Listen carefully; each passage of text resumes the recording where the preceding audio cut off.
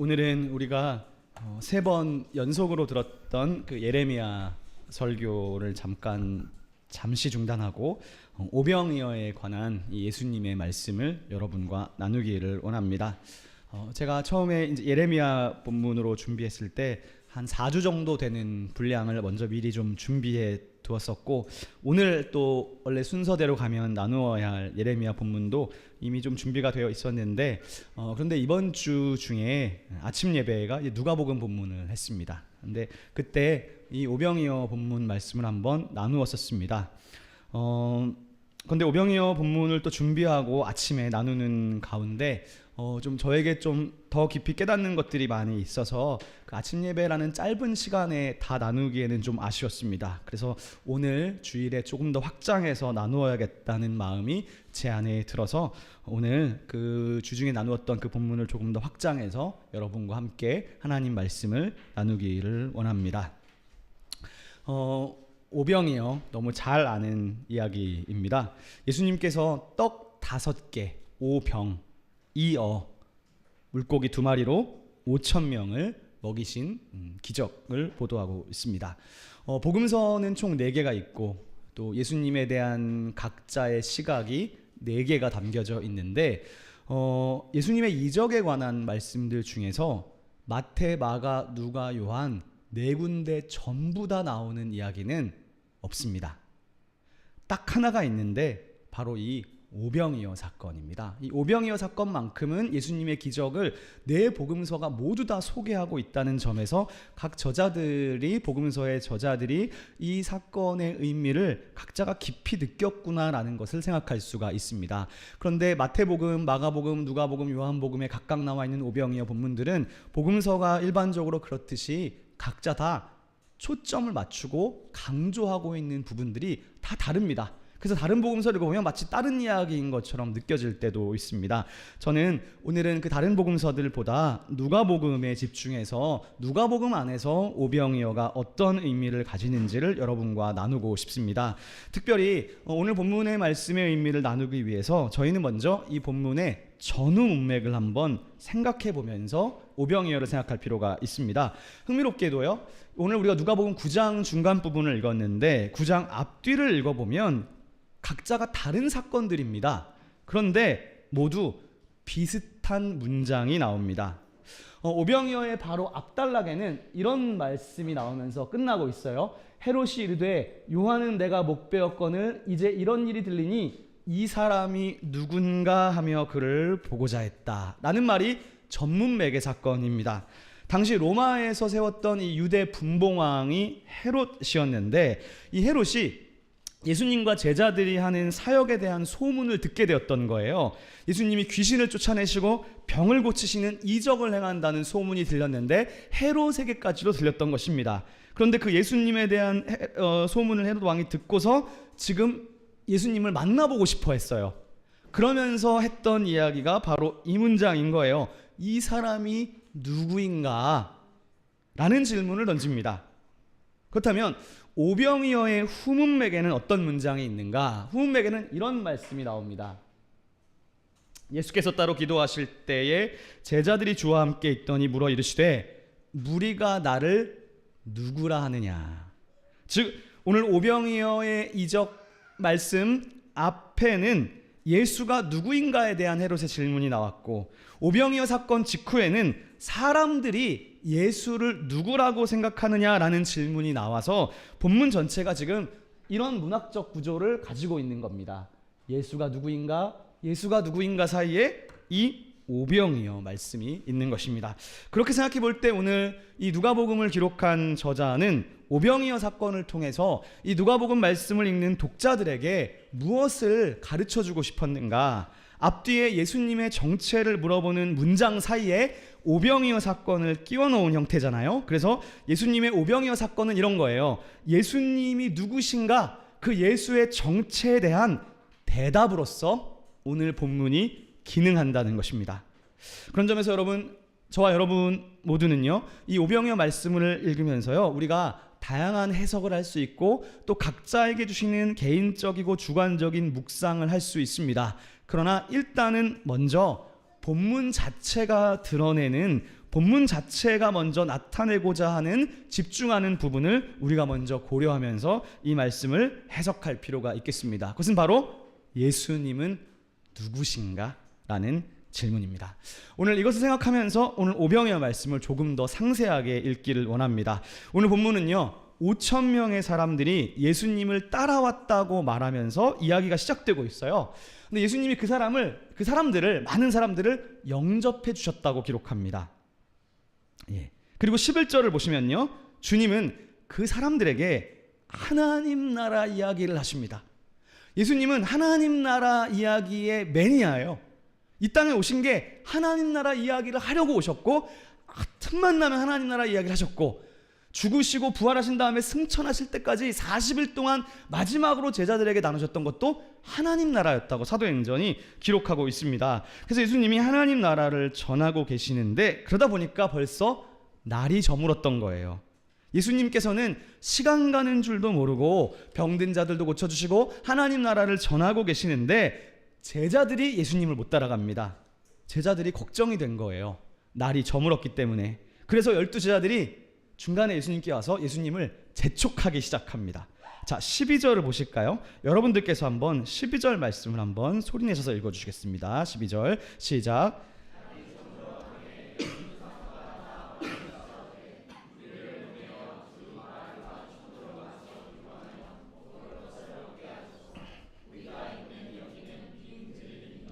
제자들이 말합니다. 예수님, 사람들 보내야 됩니다. 무리들을 보내서 식사를 해결해야 됩니다. 왜냐하면 우리가 있는 곳은 빈들입니다. 여기서 이 빈들이란 말이 번역이 약간 아쉬운데 헬라어로 에레모스라고 하는데요, 이 말을 광야로 옮겨야 조금 더 구약과 신약의 연결성이 있습니다. 광야라는 거예요. 지금 여기가 에레모스라는 말은 광야. 그런데 예수님이 제자들에게 명령하시는 거예요. 그러지 말고 너희가 먹을 것을 주어라. 예수님은 제자들에게 일종의 미션, 시험을 하고 계시는 거예요. 너네가 직접 먹을 것을 주어라. 그런데 제자들이 그랬더니 이렇게 대답합니다. 주님 아닙니다. 예수님, 우리에게는 떡 5개와 물고기 2마리밖에 없습니다. 이걸로 어떻게 사람들에게 나누어 줍니까? 턱없이 부족해요. 예수님, 계산이 잘 안 되시나 봐요. 다시 생각해 보십시오. 라는 뉘앙스예요. 지금 이 표현을 보면. 즉 오늘 12제자는요, 이걸 기억해야 됩니다. 지금 상황에서는 12제자들은 예수님이 누구인지, 예수님의 정체가 어떤 분이신지를 온전히 파악하지 못하고 있습니다. 그러나 오늘 본문 바로 뒤에 나오는 예수님의 제자들과의 대화에서 제자들, 특히 베드로는 예수님의 정체를 정확하게 파악하고 고백해요. 뒤로 가면 그게 20절인데 베드로가 이렇게 말합니다. 주님은 하나님의 그리스도십니다 라고 탁월하게 고백합니다. 뒤에 가서는 제자들이 어떻게 예수님의 정체를 이렇게 인식할 수 있었을까? 적어도 머리로라도 어떻게 인식할 수 있었을까? 그것은 예수님이 누구이신지 객관적으로 배울 수 있는 기회가 있었는데, 그게 바로 이 오병이어 사건이었던 것입니다. 제자들은 이 오병이어 사건을 통해서 예수님이 누구이신지를 알게 됩니다. 사실 오늘 예수님이 제자들에게 명령하신 것은요, 좀 이상해 보이잖아요. 왜냐하면 오병이어를 가지고 어떻게 5천 명을 먹일 수 있겠습니까? 그러나 사실 예수님이 지금 제자들에게 이 미션을 주시는 이유는 주님이 가르치려고 하는 것이 있으셨기 때문입니다. 그게 뭐냐 하면요, 하나님을 신뢰하는 것입니다. 사실 오늘 사건은요, 이 누가복음 9장 전체 문맥에서 보면 누가복음 앞부분에 9장에서 이렇게 시작해요. 예수님이 이 제자들을 파송하는 이야기로 본문이 시작합니다. 근데요, 주님께서 제자들을 파송하실 때 어떤 말씀을 하시냐면, 너희네들이 전도 여행을 할 때, 복음을 전할 때 아무것도 가지고 가지 말라고 하셔요. 빵도 가지지 말고 옷도 지금 입은 것 외에는 2벌 이상 가져가지 말라는 거예요. 그러니까 예수님이 제자들에게 보내시면서 가르치고 싶으셨던 것은요, 복음을 어떻게 전해야 되지? 무슨 말을 해야 되지? 나 전도해 본 적 없는데 뭔가 이런 복음의 내용을 좀 외워야 되나? 아니면 기도의 능력을 받아야 되나? 주님은 너희가 복음 사역을 하면서 복음은 이런 식으로 전해야 돼, 이렇게 말씀하시지 않으셨다는 거예요. 주님이 주신 지침은 오직 딱 한 가지였는데 아무것도 가지고 가지 말라는 거예요. 빵을 가지고 가지 말라는 거예요. 결국 예수님께서 지금 제자들에게 가르치려고 하는 것은요, 바로 제자들이 아무것도 없는 상태에서 하나님을 신뢰하는 방법, 그것을 가르치고 싶으셨던 것입니다. 즉 제자들은 지금 자신이 가진 것이 없지만 하나님의 은혜와 하나님이 공급하실 것을 신뢰하는 연습을 하는 것이죠. 여러분 그렇잖아요. 내가 가진 것이 있을 때, 내 수중에 무언가가 있을 때는 하나님을 신뢰하기, 또 하나님의 공급을 배우기가 어려워요. 경험하기도 어렵습니다. 왜냐? 내가 가진 게 있으니까. 내 힘, 내 젊음, 내 능력이 있다고 생각하기 때문입니다. 즉 내가 할 수 있다고 생각하는 것이죠. 모든 힘은 젊었을 때는 나로부터 나온다고 생각하기 마련입니다. 사실 나에게 은혜를 주신 분, 나를 만드신 분이 하나님이신데 우리는 사실 그것을 잘 생각하지 못하죠. 그러나 내가 가진 것이 없어지고 내가 약해질 때, 혹은 내가 내 안에 힘을 빼는 순간, 내 힘을 빼는 순간 나에게 주어지는 어떤 공급이 하나님이라는 것을 조금 알기 시작합니다. 왜냐? 나에게 아무런 능력이 없고 내가 가진 것이 없는데 사라지기 때문이죠. 살아낼 수 있기 때문이죠. 풍족하게는 아니라 할지라도 그래도 공급하심이 있기 때문이죠. 그래서 우리가 하나님을 더 잘 경험하기 위해서는 가장 먼저 내 힘을 빼는 것이 필요합니다. 그래서 여러분, 저는 여러분이 그렇다고 해서요 갑자기 거지가 되라는 것이 아닙니다. 스스로 거지가 되라는 것은 아닙니다. 왜냐하면 이 자리에 앉아 계시는 여러분들의 상황이 다 다르잖아요. 다 다양한 상황 가운데 계십니다. 누군가는 아마도 지금 이 자리에서요, 내가 그래도 좀 평안하고 가진 것이 조금 그래도 있는 분이 계십니다. 혹은 이 자리에 누군가는 지금 정말 궁핍하고 혹은 어떤 고난의 상황에 처해 계신 분이 있으실 수도 있습니다. 근데 여러분, 우리가 아는 것처럼요, 인생은 모릅니다. 우리가 한없이 부자일 것 같지만 인생은 모르죠. 우리가 한없이 건강할 것 같지만 언제 건강이 없어질지도 모릅니다. 반대로 내 인생이 한없이 가난할 것 같지만 인생은 모르는 거예요. 그래서 전도서가 이런 탁월한 말씀을 하잖아요. 날 때가 있고 죽을 때가 있으며, 심을 때가 있고 심은 것을 뽑을 때가 있으며, 죽을 때가 있고 치료할 때가 있으며, 울 때가 있고 웃을 때가 있다. 찾을 때가 있고 잃을 때가 있다. 하나님이 이 모든 것을 지으시되 때를 따라 아름답게 하셨다 라고 전도서가 말씀합니다. 그러므로 중요한 것은 지금 내가 혹은 여러분들의 상황이 그래도 조금 괜찮다면, 내가 지금 웃고 있다면 자발적으로 가난해지라는 것이 아니라 이때 이 모든 것이 하나님이 주신 것인 줄 알고 겸손하게 인정하고 감사할 수 있는 신앙입니다. 하나님의 주권과 은혜를 인정하는 삶입니다. 반대로 내가 가난할 때, 나에게 고난이 왔을 때, 혹은 내가 지금 울고 있는 때라면 그때에 하나님의 은혜를 신뢰해야 합니다. 나에게는 지금 능력이 없고 나에게는 자원이 없어요. 그래서 하나님께 자원이 있고 하나님께 능력이 있음을 신뢰하는 것입니다. 그리고 그때가 하나님이 일하시기에 가장 좋은 때입니다. 오늘 제자들은 지금 오병이어밖에 없어요. 가진 것이 없는 겁니다. 이것으로 5,000명을 먹이는 것은 불가능합니다. 그러나 사실 이때 제자들이면 이것을 기억했어야 했어요. 뭐냐? 제자들 중에서 특별히 베드로를 포함한 4명의 제자들은요, 예수님을 처음에 어떻게 만났는지 여러분 아십니까? 우리는 까먹어도 본인들은 기억해야 됐어요. 누가복음 5장에 보면 네 제자들이 예수님을 처음 만난 장면이 밤새도록 고기를 못 잡는 상황이었기 때문입니다. 그런데 그때 한 청년이 와서 저기 깊은 데로 가서 그물을 내려봐라. 사실 제자들이 거기 당연히 내려봤죠. 밤새도록 내려봤어요. 예수님의 조언은 비현실적인 조언이었습니다. 게다가 지금 모르는 30살 먹은 청년이 갑자기 와가지고 베드로보다도 예수님이 나이가 어렸어요. 그런데 그때 베드로가 뭐라고 하느냐? 이렇게 말해요. 선생님, 우리가 밤새도록 했었지만 허탕이었습니다. 하지만 말씀에 의지하여 그물을 내려보겠습니다. 그래서 어떻게 됐느냐? 그물이 찢어지도록 물고기를 잡았습니다. 즉 예수님과 제자들의 첫 만남은 물고기를 공급해 주시는 물고기에 대한 이적이었습니다.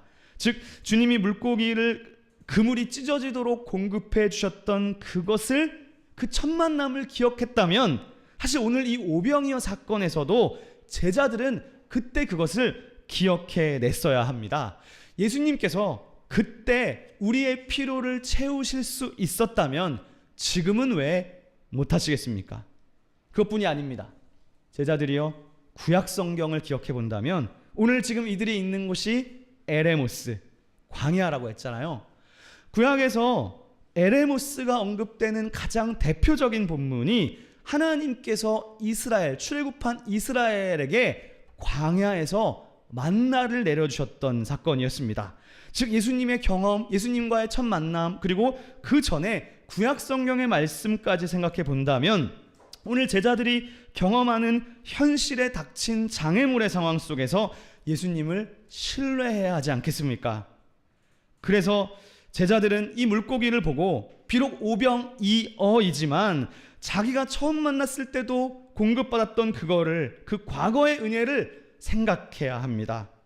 그러나 인간은 참 은혜를 잘 까먹어요. 그래서 주님을 신뢰하지 못합니다. 그러므로 여러분, 사실 우리가요, 제자 훈련이라는 것은 내 인생 속에서 아무런 문제가 없을 때보다 오히려 장애물이 왔을 때, 고난이 있을 때, 나의 힘으로 안 될 때, 그때 하나님을 의지하고 신뢰하는 것이 진정한 제자 훈련입니다. 그때 더 감사하고 그때가 하나님의 때라는 것을 인식하고 하나님을 신뢰하는 것입니다. 그러나 고난이 왔을 때, 장애물이 왔을 때 하나님을 신뢰하지 못하고 오히려 하나님과 더 멀어져 버리고 하나님도 떠나고 또 신앙 공동체도 떠나는 사람들도 있습니다. 안타깝죠. 그러나 사실 그때 끝까지 붙잡지 못하고 하나님을 회피해 버리면 사실 그 사람은 더 깊은 하나님과의 만남의 기회를 놓치게 되는 것입니다. 그러면 결국 우리는 죽을 때까지 다른 사람의 하나님 경험을 간접적으로 듣기만 하지 내가 직접 맛보지는 못하게 됩니다. 저는 그것이 참 안타깝습니다. 내 신앙이 모태신앙이야. 모태신앙이 뭡니까? 모태신앙은 엄마 아빠의 신앙이에요. 엄마 아빠의 신앙에서 끝나면 안 됩니다. 엄마 아빠가, 어머니 아버지가 경험했던 하나님을 나도 똑같이 경험해 봐야 됩니다. 어렸을 때야 다른 사람들에게 듣고 배운 신앙이지만 그 하나님을 내가 사랑하는 현실 속에서 공급하심을 경험할 때 우리는 더 많이 성숙할 수 있습니다. 그런데 그러려면 어떻게 해야 되느냐? 고난이 올 때, 장애물이 올 때 너무 쉽게 교회를 포기하고 신앙을 포기하지 말라는 것입니다. 장애물이 온 그때 더 하나님을 신뢰하는 것입니다. 제가 가끔 이제 요새 그래도 운동을 시작해서 가끔 제가 이 헬스를 하다 보니까, 아직도 저는 헬린이인데요. 근데 이 선생님들이 맨날 하는 얘기가 있어요. 바벨을 10개를 드는데 더 이상 한 개를 못 들고 죽을 것 같을 때 그때 하나를 더 들라는 거예요. 그래야 근육이 생긴대요. 그래서 저는 안 생기나 봐요. 네. 그때 죽을 것 같을 때 그때 하나를 더 들어야 그래야 생긴다는 거예요. 근데 저는 마찬가지인 것 같아요. 신앙의 근육은 언제 생기느냐? 죽을 것 같을 때, 고난이 왔을 때, 그때 한 번 더 교회 오고 그때 한 번 더 예배하면 신앙의 근육이 생기는 것입니다. 죽을 것 같은 그때 하나님을 신뢰하면 그때가 신앙의 근육이 생기는 가장 좋은 때인 것입니다. 그런 점에서 내 삶에 장애물이 왔을 때 우리가 더 뜨겁게 하나님을 예배하고 더 간절히 하나님 앞에 나아오면서 일상을 담대하게 믿음으로 살아갈 때 그때가 하나님께서 여러분에게 역사하시기 가장 좋은 때입니다. 내 힘으로 안 될 때 내 안에 힘이 없기 때문이죠. 내가 힘을 빼는 그때가 하나님이 일하시기 좋은 때인 것입니다. 그런 점에서 오늘 제자들에게 필요한 것이 바로 예수님을 신뢰하는 것이죠. 그러나 오늘 제자들은 주님이 너희가 먹을 것을 주라는 명령에 오히려 예수님께 나무라듯이 말하는 거예요. 예수님, 떡 5개와 물고기 2마리밖에 없습니다. 즉 가진 게 없다는 거예요. 그러니까 그냥 이 사람들 보냅시다. 보내서 각자 밥 먹고 오게 합시다. 그렇게 말하는 것입니다. 그런 점에서 여러분, 이 오병이어가 상징하는 의미가 있습니다. 우리가 오병이어 사건을 읽으면 이렇게 생각할 수 있잖아요. 어렸을 때는 참 신기하다. 어떻게 떡 5개가 5,000명이나 먹었지? 이 기적의 과학적 프로세스가 뭐지? 뭐 이런 생각을 할 수가 있어요. 어떤 사람은 이거는 말도 안 돼. 기적은 못 믿어. 뭐 이렇게 반응하실 수도 있습니다. 그러나 본문이 지금 이미 전제로 하고 있는 오병이어가 상징하는 더 근본적인 의미가 있어요. 그것은 뭐냐? 바로 이어지는 14절을 통해 더 극대화가 되는데 거기에는 5천이라는 또 다른 숫자가 나오기 때문입니다. 지금 숫자가 2가지가 있는 거죠. 오병이어하고 5천이라는 숫자죠. 즉 오병이어는 5,000명이라는 다른 숫자와 대조해 볼 때 우리의 현실과 나의 능력을 반영합니다. 즉 오병이어는 부족함의 상징인 거예요. 부족함과 약함의 상징인 거예요. 지금 제자들은 5,000명을 나눠줘야 되기에 사실 엄청난 양의 음식이 필요하잖아요. 그러나 그것에 비해서 5개의 빵과 2마리의 생선은 말도 안 되게 부족합니다. 그러므로 오병이어는 내가 가진 것의 부족함을 상징합니다. 내 힘으로는 안 된다는 것을 상징하는 그것이 바로 오병이어입니다. 오늘 제자들은 예수님이 내주신 시험 문제를 푸는 것에 실패했습니다. 그러나 예수님은요, 그럼에도 불구하고 제자들에게 오병이어의 이적을 보여주셔요. 14절에 보니까 사람들을 50명씩 앉힌다고 합니다. 그리고 16절인데요. 자, 16절은 여러분들께서 한번 16절 한번 읽어주시겠습니다. 예, 예수께서 물고기 2마리를 가지사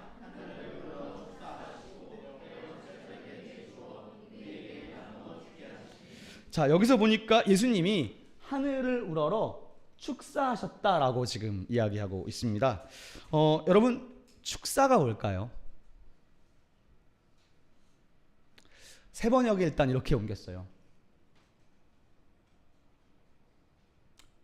하늘을 우러러 쳐다보시고 그것들을 축복하신 다음에, 축사라는 말을 축복이라고 번역했습니다. 근데 저는 사실 이 세 번역도 조금 아쉬운 것이요. 여러분 이 말을 잘 보시면 물고기하고 떡에 왜 복을 빌어요? 왜 여기다가 복을 줘요? 여기다 복을 주는 게 이상합니다. 축복이라는 것은 복을 빌어주는 것이니까. 또 하나 주목해야 될 표현은 예수님이 지금 하늘을 우러러 보셨다는 것입니다. 그래서 여기서 의미를 오해할 수 있습니다. 지금 예수님께서 떡과 물고기에 복을 내려주신 것이 아니라요, 이것들과 관련해서 하나님을 축복한 것입니다. 하늘을 우러러 보면서 축복했기 때문에 떡을 축복한 게 아니라 하늘에 계신 하나님을 축복한 거예요. 그러나 여기서 또 한 가지 교정을 해야 됩니다. 축복이라는 말은 높은 자가 낮은 자에게 하는 것이죠. 그래서 성경에서요, 축복이라는 단어를 쓸 때는요, 하나님을 향해서는 축복하다라는 단어를 쓰지 못합니다. 그래서 어떻게 보통 번역하느냐? 하나님을 축복한다는 게 말이 안 되잖아요. 하나님께 복을 받아야지. 그래서 이 축복하다, 영어 블레싱 이 단어를 하나님을 목적으로 쓸 때는요, 축복이 아니라 송축하다라는 단어로 옮기는 거예요. 하나님을 송축하는 것이죠. 즉 예수님은 떡 5개와 물고기 2마리의 복을 준 것이 아니라 그것들과 관련해서 오히려 하나님을 송축 찬양한 것입니다. 그러므로 이 문장의 의미를 저는 원문에서 이렇게 번역을 해봤습니다. 하늘을 우러러 쳐다보시고 그것들을 감사 송축하셨다. 오병이어에 대해서 축사하셨다는 것은 감사 송축 찬양하셨다는 것을 의미합니다. 오병이어가 상징하는 것은 사실은 부족함이었잖아요. 5,000명을 먹이기에는 너무 작은 부족한 현실입니다. 내가 처한 이 현실을 바꾸기에 나에게 주어진 오병이어는 참 작아요. 그러나 오늘 예수님의 반응은 어떻냐? 예수님의 반응은 2가지예요. 첫 번째는 이 오병이어를 받으신 예수님이 하늘을 우러러 보셨다는 것입니다. 하늘을 우러러 본다는 것은 이것이 오병이어지만 하나님이 주신 것이라는, 하나님에 대한 주권을 인정하는 거예요. 누군가는 나에게 있는 것이 너무 부족해, 불만족스러워, 왜 나한테 하나님이 이것밖에 안 주셨어, 왜 나를 이렇게 만드셨어 라고 여길 수 있어요. 그러나 내 눈으로 보기에 작고 능력이 없어 보인다 하더라도 그것은 하나님이 주신 것입니다. 오늘 예수님은 그것을 인정하면서 출발해요. 내 눈으로 보기에 참 부족한 자원 물질입니다. 그러나 주님은 그 작고 부족한 오병이어를 놓고 하늘을 우러러 보시면서 하나님이 주신 것임을 인정하는 거죠. 그런 점에서 오병이어를 바라보는 예수님의 시각은 제자들의 그것과는 참 다릅니다. 2번째로요, 예수님은 이제 하늘을 보시고 그것에 대해서 감사하십니다. 빵 5조각과 물고기 2마리는 지금 내가 처한 현실을 바꾸기에는 부족하고 작지만 그렇다 하더라도 하늘을 우러러 보시며 감사 기도를 드리십니다.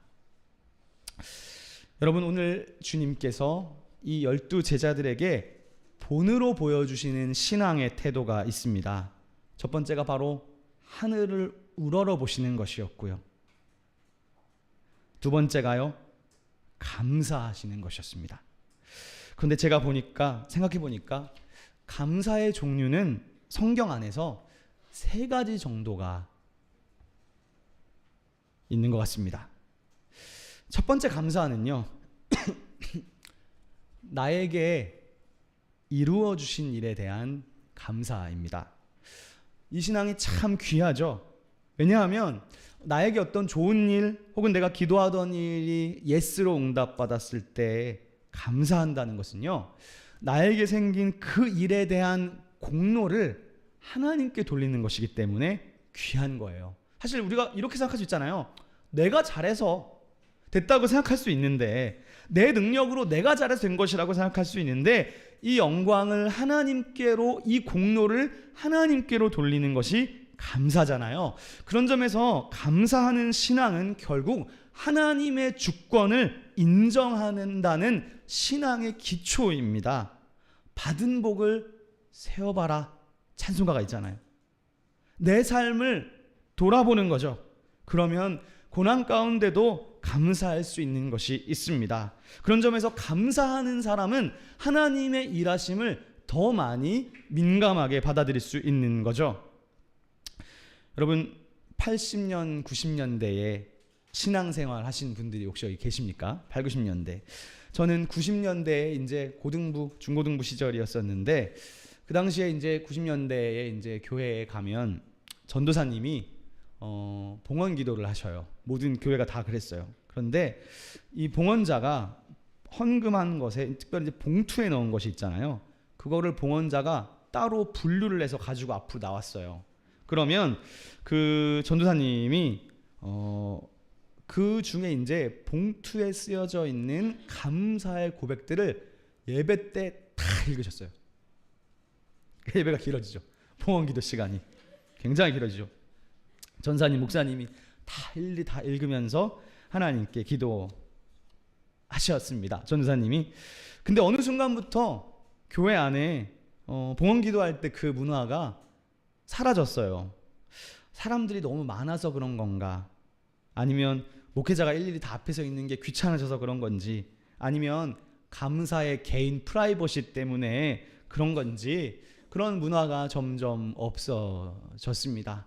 혹은 교우들이 생각할 때 헌금 더 내란 얘기야? 뭐 이렇게 생각할까봐 목회자들이 눈치가 보여서 그런지 없어졌습니다. 그러나 그렇게 했던 이유는, 목회자는 물론 우리 모두가 그렇지만 하나님과 성도 사이에 다리를 놓는 제사장으로서의 정체성이 있죠. 하나님과 성도 사이의 중재자입니다. 그래서 중보 기도를 하기도 하고, 또 성도들이 드린 감사의 제목과 기도를 올려드리는 중재자이기도 합니다. 그래서 헌금 시간에 봉헌이라는 순서가 있는 것입니다. 그래서 저는 어떻게 하느냐, 일반적으로 이렇게 해요. 화요일 아침에 교회에 딱 왔을 때 저는 그래요. 아침 예배 전후로 가장 먼저 여러분들이 쓰신 그 감사의 고백들이 있잖아요. 그거를 제가 한 번 더 보면서 화요일 아침에 기도를 드립니다. 예를 들면, 하나님, 박정환 형제가 이런 게 감사했네요. 저도 참 감사합니다. 하나님이 감사를 받으시고 더 큰 감사가 생기도록 인도해 주십시오. 그렇게 저는 화요일 아침에 기도합니다. 수요일하고 목요일은 여러분이 연간 송구영신 예배 때 낸 거를 가지고 하고, 그리고 목자들이 주신 기도 제목을 보면서 기도합니다. 저는 다른 거는 잘 못하는 게 많아요. 관계도 서투를 때가 있고, 또 여러분들이 보시기에, 저를 겉으로 보시기에 제가 좀 따뜻한 면이 부족해 보일 수도 있습니다.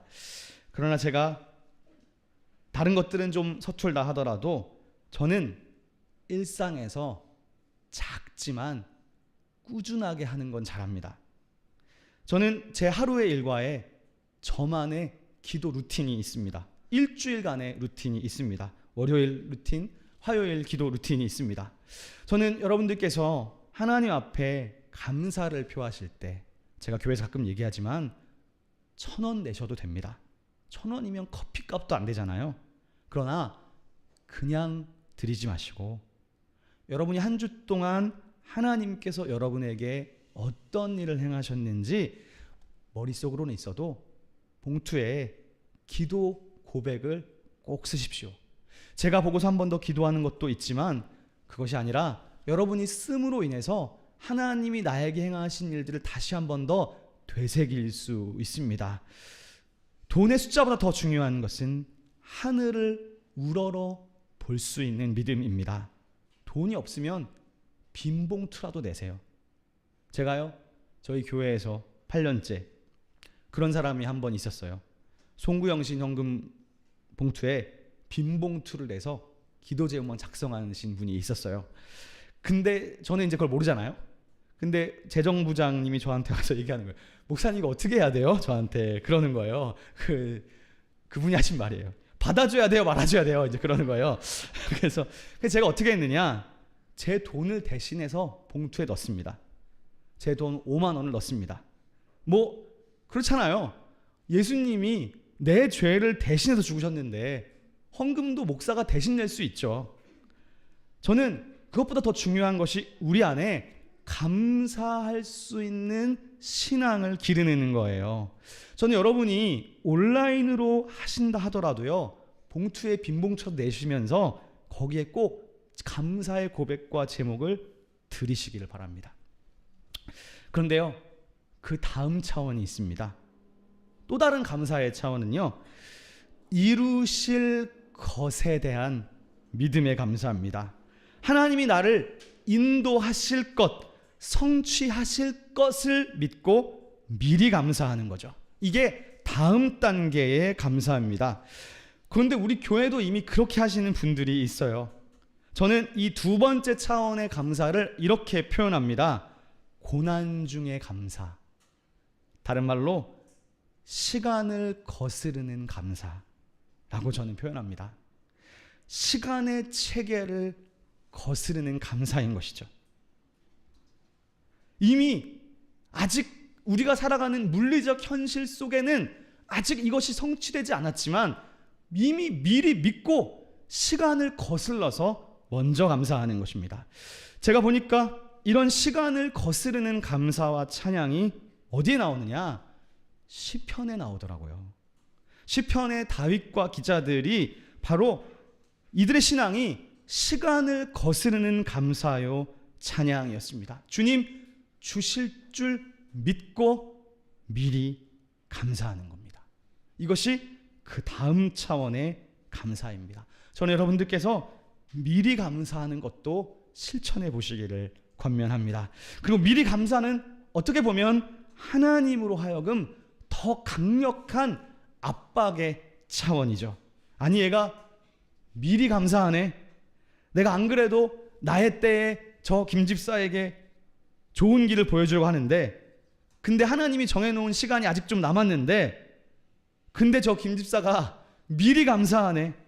하나님이 압박을 받으십니다.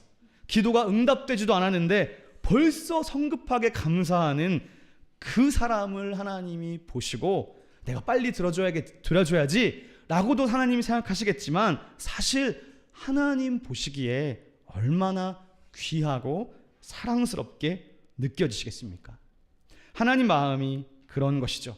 어떻게 보면 인간의 시각으로 참 작고 보잘것없는 능력을 받았고 내 인생에 어떤 장애물을 겪고 있는데 내가 믿음으로 하나님께 나아가고 그럴 때 더욱더 주님을 섬기니 하나님이 더 그 사람을 존중히 여기실 수밖에 없지 않겠습니까? 그런데 응답되기도 전에 먼저 믿음으로 감사를 올려드린다.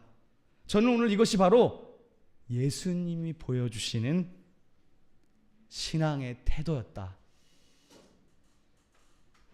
주님은 오병이어 부족하고 현실적으로 볼 때 5,000명을 먹일 수 있는 것이 아니지만 그것에 대해서 하늘을 우러러 보시고 감사하십니다.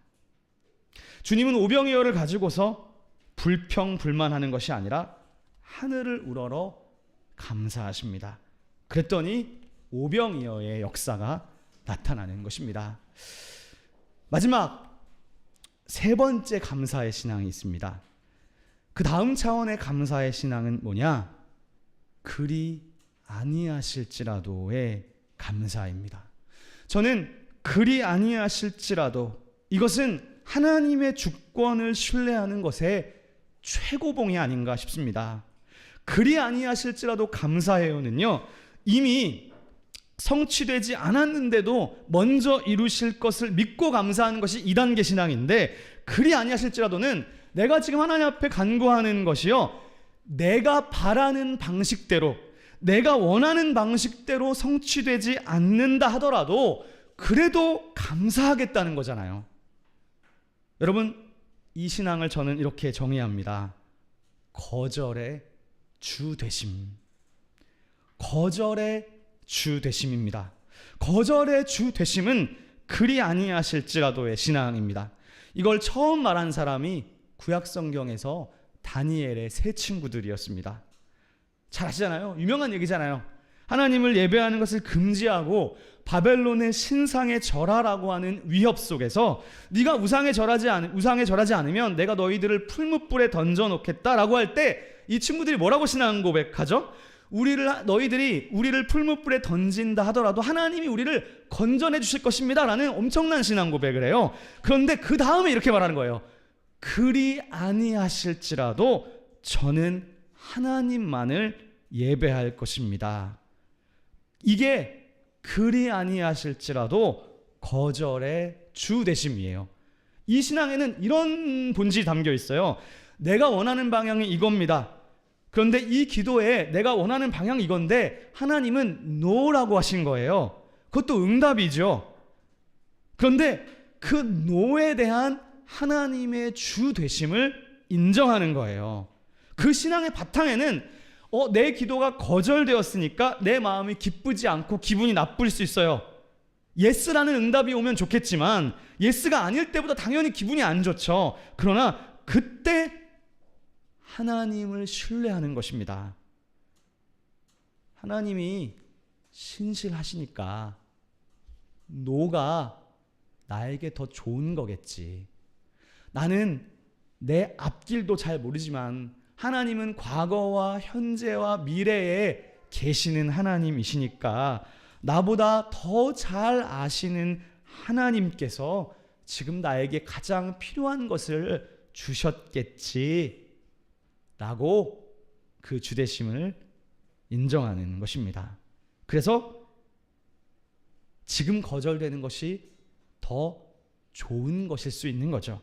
그것을 믿고 감사하는 것입니다. 그것이 그리 아니하실지라도의 감사, 거절의 주 되심입니다. 사랑하는 여러분, 저는 여러분들께서요 감사하는 성도들이 되시기를 바랍니다. 감사는요 하나님의 주 되심에 대한 시작이에요. 오늘 예수님은 적은 떡과 물고기밖에 없었지만 그것에 대해서 하늘을 우러러 보시며 감사하십니다. 오병이어는 5,000명을 먹이기에 부족할 뿐만 아니라 사실은요 예수님하고 12 제자들이 나눠 먹기에도 부족합니다. 우리 먹기에도 부족한데 어떻게 남을 줄 수 있겠어요?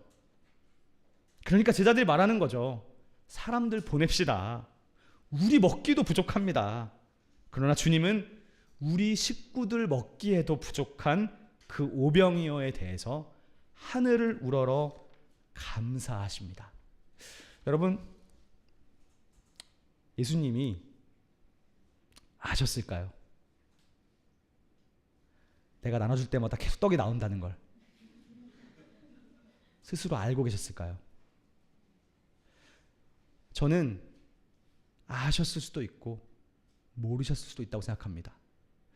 예수님이 하나님이시기 때문에 아실 수 있지만 예수님이 100% 인간이라면 내가 지금 모르실 수도 있는 거죠.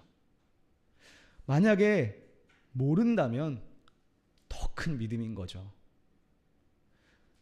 내가 지금 기적을 베풀 것을 모르셨다면 그때에 이것을 다른 사람들에게 나누어 준다는 것이 엄청난 믿음이지 않겠습니까? 그러나 주님은 믿음으로 그 전부를 사람들에게 나누기 시작하십니다. 그랬더니 5,000명이 다 먹을 수 있었습니다. 그러나 거기서 끝이 아닙니다. 오늘 본문은 오히려 12바구니가 남았다고 증언합니다. 그런 점에서 내가 가진 것을 움켜주기보다 5,000명의 가난한 이웃, 배고픈 사람들을 위해 나의 시간과 나의 물질을 나눌 때 오늘 하나님은 나에게 오히려 12바구니를 더 남게 하시는 그런 분이십니다. 그런 점에서 우리가 남을 도울 때는 그랬으면 좋겠어요. 적은 떡과 물고기이지만 인색하지 말자. 다 감사하면서 주자. 하나님이 그 사람의 삶을 책임지십니다. 사람에게 나눌 때 하나님 앞에 감사할 때도요 인색하지 맙시다. 마음껏 베풀고 적은 떡과 물고기이지만 하나님께 드릴 때도 믿음으로 드리는 것이죠. 저는 우리 교회가 그렇게 할 수 있었으면 좋겠습니다. 나에게 있는 적은 떡과 물고기이지만 우리 교회도 이 땅에 배고픈 사람들을 향해 더 많이 나눌 수 있는 믿음이 저와 여러분 안에 있었으면 좋겠습니다. 목사에게 먼저 이 믿음이 있어야 되고 운영위원에게 있어야 되고 또 공동의회원이 되시는 여러분 모두에게 이 믿음이 있어야 됩니다.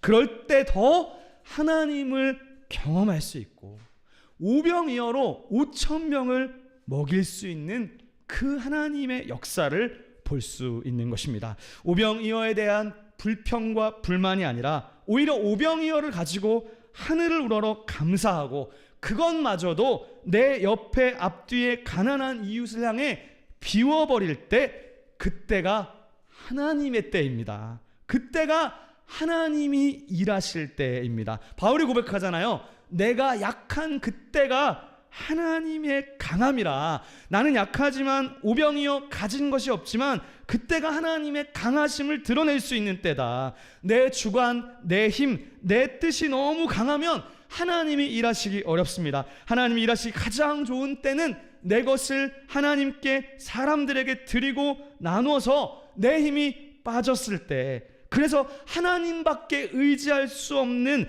내가 할 수 있는 유일한 일이 하나님을 의지할 수밖에 없는 그때가 하나님이 움직이실 가장 좋은 때입니다. 말씀을 마무리합니다. 여러분, 오늘 말씀 시작할 때 이런 질문을 던졌죠. 오늘 본문의 문학적 앞뒤의 맥락은 예수님이 누구신가 였습니다.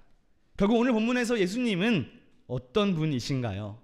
많은 성경학자들이 이 본문에 대해서 다양한 이야기들을 합니다. 그러나 저는 오늘 이 말씀을 준비하면서 제가 본문을 통해 보게 된 예수님은 바로 이런 분이십니다. 공급자, 나의 공급자이시다. 주님은 자기 백성에게 필요한 것을 가장 아름다운 때 공급하시는 공급자 되십니다. 그리고 적은 떡과 물고기를 감사하고 믿음으로 나눌 때 12바구니를 남게 공급하시는 공급자이십니다. 적은 떡과 물고기를 하늘을 우러러 감사하고 찬양하는 저와 여러분이 될 수 있기를 바랍니다. 그때가 하나님이 일하실 때입니다. 우리 같이 함께 이 찬양 후렴 가사를 한번 노래하면 좋겠습니다. 함께 고백해 볼까요?